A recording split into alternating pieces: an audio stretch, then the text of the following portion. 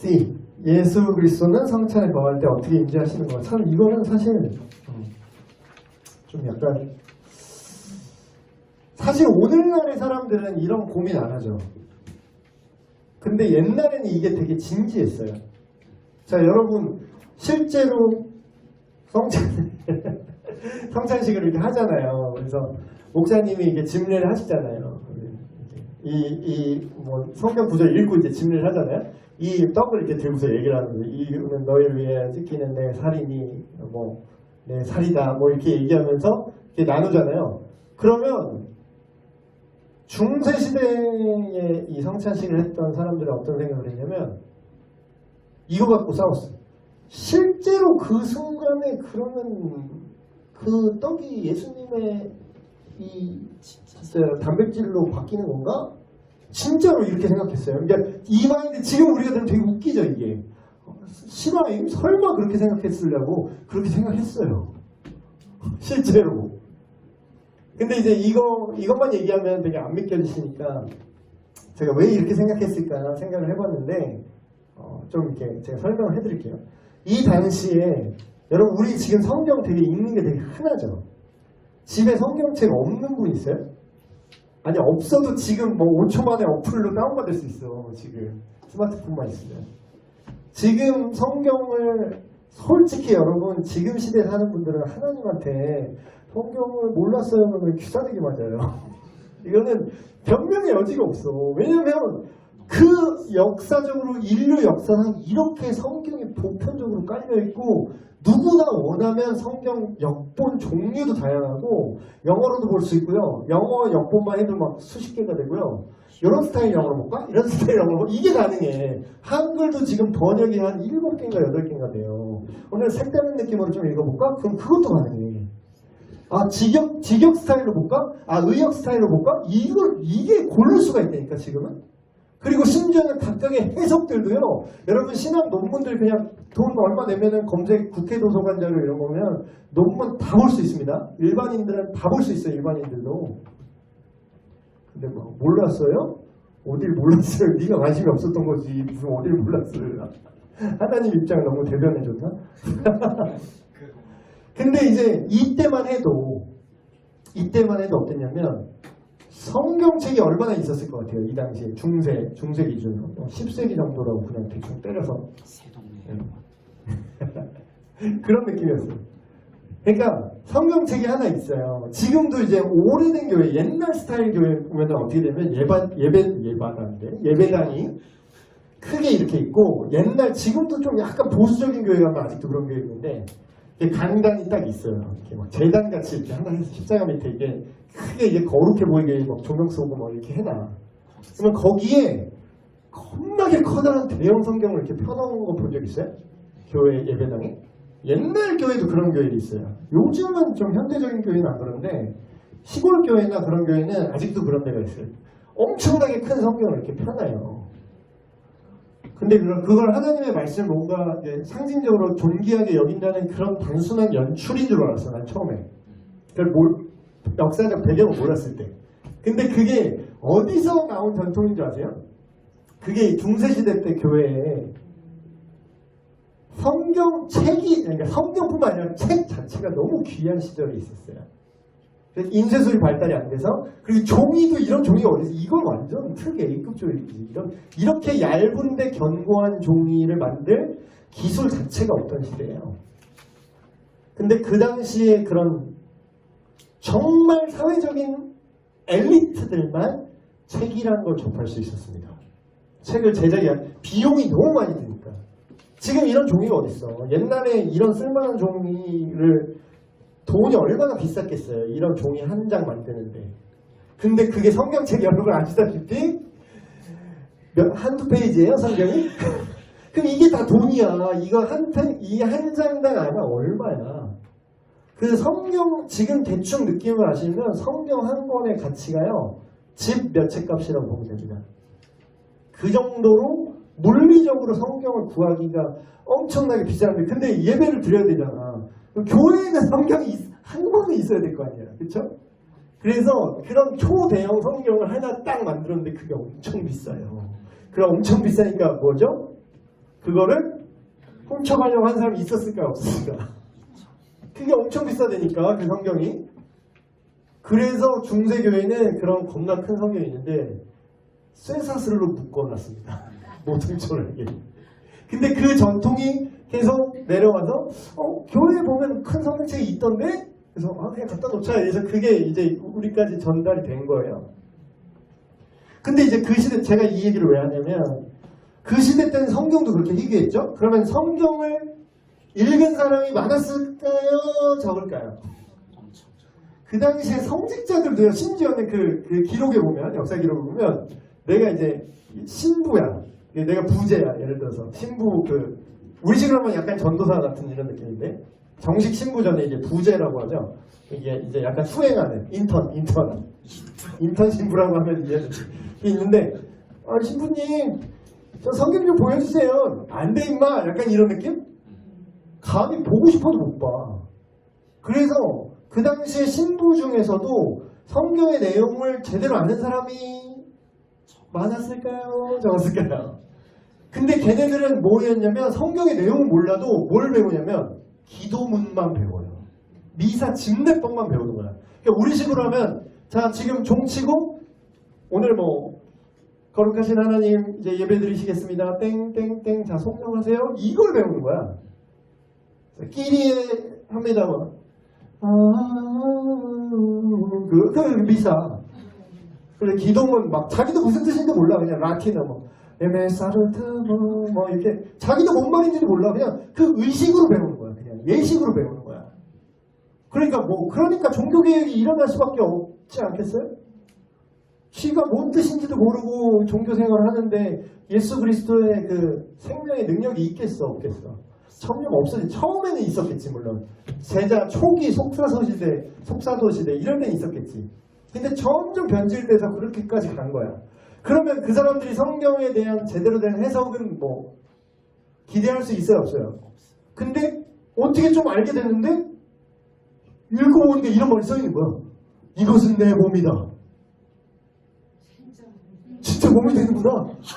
이렇게 믿을 법해 그 시대에. 이해돼요? 지금의 관점으로 그때를 보면 안 됩니다. 그래서 로마 카톨릭의 입장은 뭐냐? 중세시대 입장과 똑같은데 실제로 신부가 성례를 집행할 때 기도를 하는 순간 어떻게 된다? 이게 예수님의 단백질로 변한다라는 주장을 아직도 믿어요.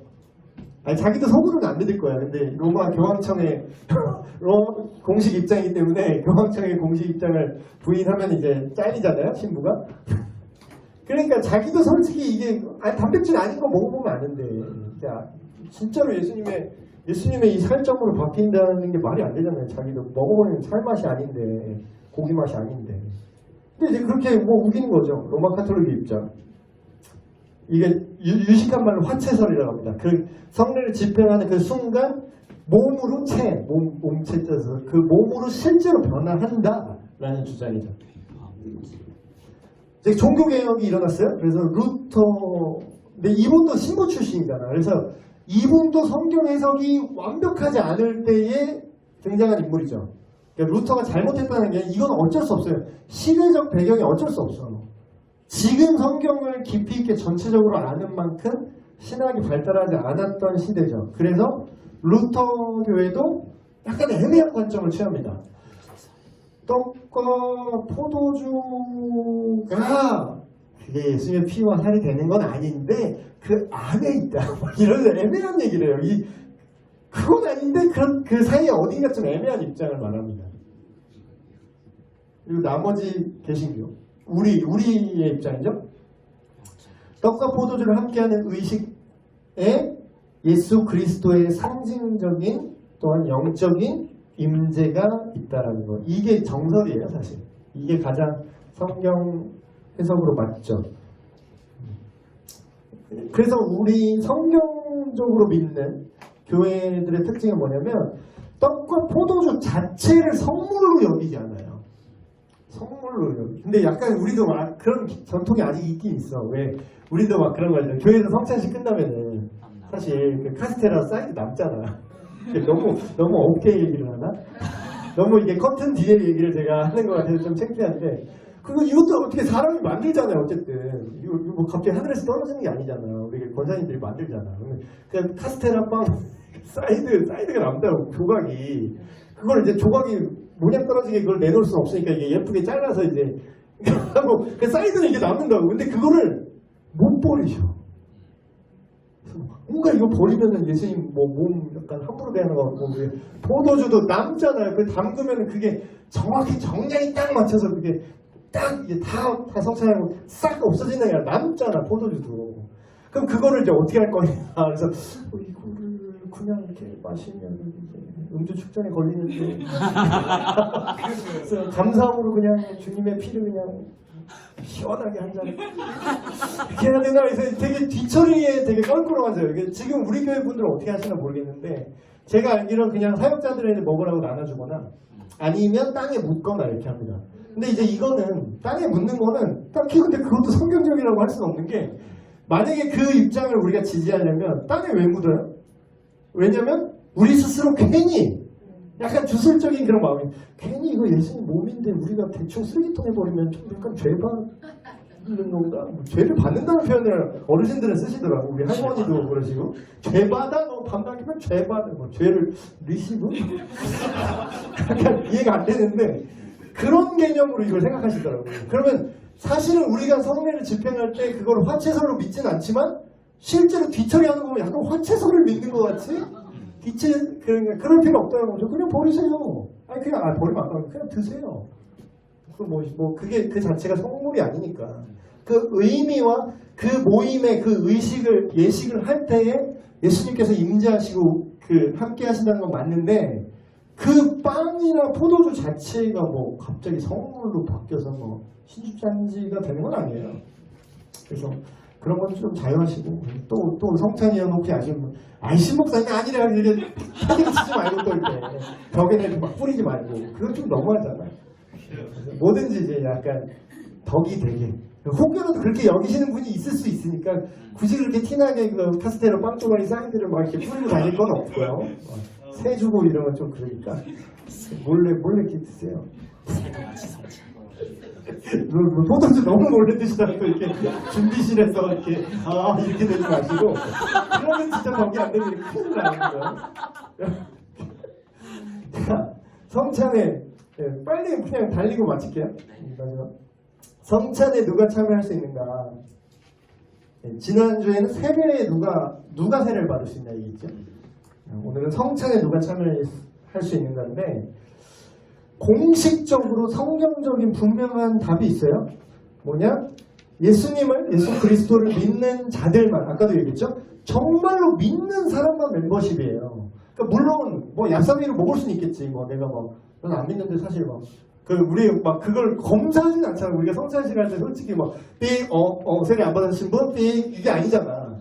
그게 아니라 그냥 세례 받지 않으신 분들이거나 내 믿음의 양심이 최근에 내가 뭔가 큰 죄를 저질러서 하나님 앞에 좀 민구스러운 분, 민망하고 성구스러운 분들, 민구스러운 분들 자진해서 받지 않으셔도 됩니다. 이렇게 얘기만 하고 양심에 맡기고 그냥 드시잖아요. 그렇죠? 근데 이제 그것도 잘 보인다. 검사하면은 은근히 이렇게 먹을 수도 있지. 자기가 그걸 사람이 여기 몇 명인데 우리가 그걸 다 외우고 있는 게 아니니까. 근데 그렇다고 해도 그게 실제로 교회 멤버십이 된 건 아니죠.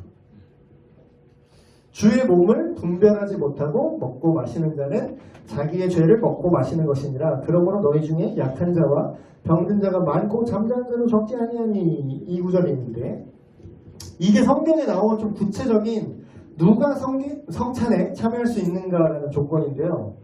이게 말이 좀 되게 애매한데 주님의 몸을 분별하지 못하는 게 무슨 말일까요? 이게 무슨 뜻이냐면 결국 이제 한마디로 얘기하는 거죠. 주님의 몸을 분별하지 못하는 것과 합당하지 않게 먹고 마시는 게 사실 똑같은 뜻이에요. 똑같은 뜻인데 뭐냐? 이게 생각을 하는 거죠. 내가 예수 그리스도의 성품에 합당하게 내가 삶을 살아가고 있나?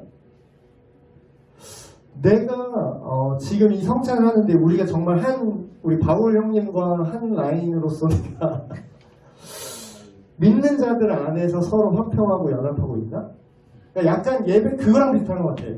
예수님이 너희가 예배드리러 이렇게 제물을 드리려고 왔는데 너희 형제와 다툰 게 생각나거든. 어떻게 해요? 무시하고 하나님께만 잘 보여라 이래요? 그러면 제물을 일단 내려놓고 다시 가서 화해하고 다시 예배라는 거죠. 성찬에도 그런 의미가 있어요. 그러니까 하나님과의 관계, 같은 믿는 사람들끼리의 관계. 그래서 마음에 거리낌이 있는 분들은 참여하지 않으셔도 됩니다. 그게 무슨 뜻이냐면 이 의미예요. 그러니까 거리끼는 놈은 죄 지은 놈은 저리 가라 이 뜻이 아니라 자기 죄를 인식하고 다시 그거를 내가 원래는 그냥 마음대로 살았어 까먹고 근데 이 예식을 진행할 때 어떻게 해요? 그 조건이 자꾸 생각나잖아. 그럼 돌아보잖아요. 근데 내가 지금 저기 김 집사랑 갈등이 있어. 김 집사, 김 집사 실명 있나요? 예를 들어서 특이한 성은 봉 집사라고 할게요. 봉 집사랑 내가 안 좋아 지금. 뭔가 갈등을 빚어서 너랑 같이 갈 천국이면 난 안 갈 거야. 이런 마음이 좀 있어. 그러면은 마음에 걸리겠죠. 이걸 이제 아는 분은 이제. 그러면 들어서 안 먹어 이게 아니라 일단은 안 먹는데 일단은 참여하진 않는데 그 본질을 생각하게 되지. 우리가 함께 한 교회인데 같은 예수님 믿는 사람으로서 하나님의 자녀인데 내가 지금 예수님이 그런 제정하신 이 합당하게 내 안에서 먹고 마시라 하는 그 의미를 내가 지금 벗어나서 살고 있구나. 그러면 지금 성찬에 참여하지 않더라도 어떻게 돼요? 내가 회개할 수 있는 계기가 되고 기회가 되는 거예요. 이 성찬이라는 의식 자체가. 이게 되게 교육적인 겁니다. 그래서 내가 성찬에 참여할 수 있는 사람인가 스스로 이제 되뇌게 된다는 거죠. 이런 의식 자체가. 그래서 내가 예수 그리스도의 성품을 얼마나 닮아 있나 스스로 점검할 수 있고 또 회개하고 새롭게 동기부여가 될 수 있는 그런 계기가 됩니다. 그래서 성찬식 전에 이거 아는 분들은 이제 또 나름 이제 준비를 해요. 예를 들어서 성찬식이야 이제. 다음 달에 이제 성찬식이면 이제 성찬을 이제 참여하고 싶으니까. 그러니까 갔을 때 모양 빠지게 이제 마음 양심에 걸려서 못 먹으면 좀 그렇잖아요. 그리고 또 눈치 빠른 분들은 또 이렇게 막 윤권사님 같은 분들.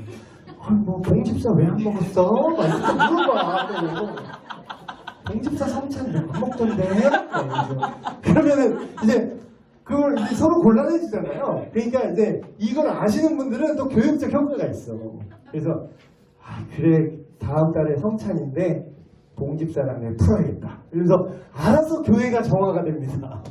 이게 되게 좋은 효과예요. 성찬의 의미를 제대로 아신다면. 그러면 이제 서로 이제 당당하게 봉집사랑 화해하고 이제 같이 이제 먹는 거지. 우리는 한 나이 이러면서. 그래서 성찬 다른 질문들 하나 남았네요. 몇 가지 이제 남은 질문들이 뭐냐면 누가 성찬을 집례해야 하는가 이런 거. 근데 이제 사실 우리 현대교회에서는 사실 이 문제는 거의 거론이 안 되긴 해요. 당연히 우리가 보통 교회는 다 목사님들이 이제 집례를 하시죠. 근데 이제 정확히 말하면 성경은 누가 집례해야 된다는 구체적인 지침은 없어요. 정확히 말하면. 근데 이제 그러면 또 아싸 그럼 내가 이제 올해부터 집례한다 이러면서 왜 목사님만 집례하세요? 또 이게 투쟁심 있는 분들 또 있잖아요. 꼭 이제 약간 단골 기질이 있으신 분들 교회도 도 좀 만들 거예요 막 이러면서 이러면은 근데 이제 그거 자체가 이제 왜 덕이 되는 방향으로 된다면 오용되지 않고 책임감 있게 집례가 되기 위하면 이 의미는 일단 앞에 알고 있어야 되잖아. 그러니까 목사만 집례해야 된다는 건 아니지만 지금 제가 설명해드린 요 내용들 제가 얘기 안 했으면 평생 몰랐을 내용들도 있죠 지금. 그럼 이거를 누가 잘 이해하고 있을까요? 보통은 일반인이 이해하고 있을까요? 목회자가 이해하고 있을까요? 그러니까 목회자가 집례하는 게 안전하겠죠 일단. 그러니까 일반인은 이게 인정이 일단 인준이 안 된 거잖아. 그 사람이 전공을 안 했어. 전공을 안 했는데 자기가 그냥 개인적으로 잘할 수도 있어요. 근데 그걸 우리가 뭘로 확신해? 그렇죠? 그래서 사회에서도 막 자격증을 요구하잖아요. 어떤 특별한 기능. 그런 것처럼 이게 목사라는 직책을 뭐 카톨릭에서 말하듯이 뭐 진짜 막 우리가 권위를 갖고 있어. 우리가 너의 죄를 사할 수 있는 권한이 우리한테 있어. 실제로 그렇습니다. 그래서 고해성사하는 거예요. 천주교는. 죄를 자기 스스로 못 씻습니다. 거기는. 자기가 기도하면 용서 못 받아요. 성직자가 당신의 죄는 사하여졌습니다. 그래서 루터도 얘기하잖아요. 맨날 와서 나 이런 죄 졌어요. 담당 신부님. 루터야 죄 좀 모아서 와라. 나 힘들다. 내가 계속 그때 용서해줘야 되니까 내가. 그러니까 여러분 그런 권위의식을 가지고 뭐 우리가 목사들만 진례를 하겠다? 그게 아니라 우리는 이 의미를 올바로 이해시키고 올바로 이걸 진례할 수 있기 위해서 그렇게 하는 거죠. 그래서 경우에 따라서는 진실한 그리스도인이 맞다면 다른 사람들도 가능하긴 해요. 근데 이제 특별하게 뭐 그런 교회들 있잖아요. 막 목사님이 없는 지역, 전도사님도 없어. 중국에 보면 그런 데 되게 많아요. 막 성도가 막 1,500명이 모이는데 사역자가 없어. 그런 데도 있어요. 진짜로, 실제로. 사람이 워낙 많으니까. 뭐 그런 데는 뭐 할 수 있겠죠. 이 의미를 성경을 혼자 읽고 알았다면. 굳이 목회자가 있는데 일반인이 굳이 할 필요는 없는 것 같긴 하죠. 그래서 각 개교회마다 두 번째 마지막으로 누가 진례해야 되는 내용은 이런 거고 그러면 얼마나 자주 해야 되냐 이게 참 이것도 교회마다 달라요. 쭉 중앙성서교회만 다니신 분들은 이제 1년에 우리 교회는 2번 정도 하죠. 부활절에 한 번, 그 세례식 이후에 한 번 이렇게 2번 하는데 어떤 교회는요 매주 하는 교회도 있어요. 어떤 교회는 한 달에 한 번씩 하는 교회도 있고 어떤 교회는 1년에 4번 하는 교회도 있고. 그래서 성경에는 정확히 몇 번 해라 이런 표현이 없어요. 그냥 이걸 계속 기념해라. 근데 그러면은 또 이렇게 얘기하잖아요. 중세 교회는 이거를 매 예배 때마다 했거든요. 그러면은 왜 지금 우리 개신교는 왜 이렇게 너무 안 합니까? 또 이럴 수 있는데 이걸 좀 역사적 배경을 또 설명을 해드릴게요. 원래는 매일 했어요. 근데 전에도 말씀드렸지만 천주교, 그러니까 로마 카톨릭에서는 이게 구원을 받기 위한 수단 중에 하나라고 했죠. 칠성례라고 해서 7가지 거룩한 예식이 있는데 이렇게 말해야 될 것 같네. 7가지. 왜냐면 이걸 해야 구원받으니까. 이런 칠성례 이런 느낌이지. 왜냐면 이것 중에 하나라도 안 하면 지옥 가는 거니까. 그러니까 거의 이렇게 자랑할 만 하잖아요. 근데 칠성례 중에 하나로 이 성찬이 있어요. 그럼 뭐야? 이걸 매일 해야 되는 거야. 매주 해야 되는 거야. 왜냐면 이게 구원이랑 직결되는 의식이니까. 그러니까 옛날에 그게 너 파문이야 교황이 하면 이게 왜 우리 식으로 하면 딴 교회 가면 되지? 뭐 이러면 되잖아. 우리는 너가 목사냐? 뭐 이러면 그냥 가면 되잖아. 되게 또 그러다고 또 그러지 마시고. 근데 그게 아니라 그게 막 그러지 마세요 제발요 봐주세요 이랬던 왕도 이랬어요. 왕도 설설기였어. 역사 세계사 한번 보세요. 근데 왜 그랬냐면 너 파문이야 하는 순간 너는 성찬에 참여할 수 없어. 이 얘기는 뭐냐면 아까 얘기한 거는 왜냐하면 너는 교회 멤버십 박탈. 그럼 이건 다른 얘기는 뭐냐? 너는 지옥행. 근데 이거면은 나 지옥 가는지 안 가는지 네가 알게 뭐냐 이러면서 그냥 개길만도 한데 이게 왜 실제로 구성력을 가졌냐? 이게 더 무서운 거야.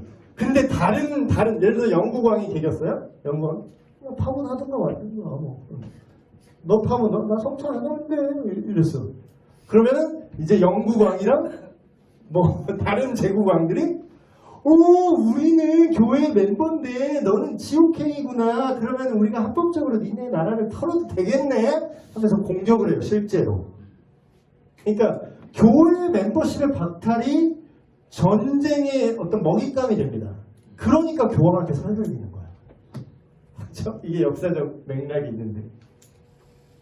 근데 그 이유가 근데 그렇게 그 정도로 이게 의미가 퇴색됐잖아요. 성찬이. 그래서 종교개혁을 했는데 그게 구원의 수단이라서 매일매일 이렇게 하고 그걸 권력의 수단으로 성찬을 자꾸 이용을 하니까 종교개혁자들이 생각할 때 너무 많은 거야. 이게 횟수가. 이게 구원을 주는 것처럼 사람들이 착각할 수 있겠구나. 우리가 성경의 말씀대로 오직 믿음으로, 오직 예수 그리스도를 믿는 믿음으로 우리가 구원을 받는 걸 우리가 지금 개혁을 해서 확립을 했는데, 여기서 우리가 예전에 하던 대로 매주 똑같이 성찬을 한다면 그 의미를 옛날처럼 생각할 수도 있겠다 해서 너무 많아 줄여 한 거예요. 그래서 장로교회, 그러니까 종교개혁의 어떤 그 기치 영향이 가장 큰 장로교파 교회들의 특징이 성찬의 횟수가 다른 교파보다 더 적습니다. 그래서 우리가 2번 하잖아요. 되게 많이 적은 편이죠. 사실 전체 비율로 보면. 근데 어느 게 정답은 아니에요. 각 개교회마다 성찬의 횟수는 제각각이고요. 1년에 2번 하는 우리 교회부터 한 달에 한 번, 심하면 매주 하는 교회도 있어요. 근데 포인트는 횟수가 아니라 뭐다? 성찬의 의미를 계속해서 유지하고 동기부여를 하는 것. 그래서 개인적으로 만약에 제가 교회를 만약에 개척을 해서 제가 한다. 그러면 우리 교회, 예를 들어서 저는 지금에서는 그래요. 그때 가면 어떻게 될지 모르겠는데.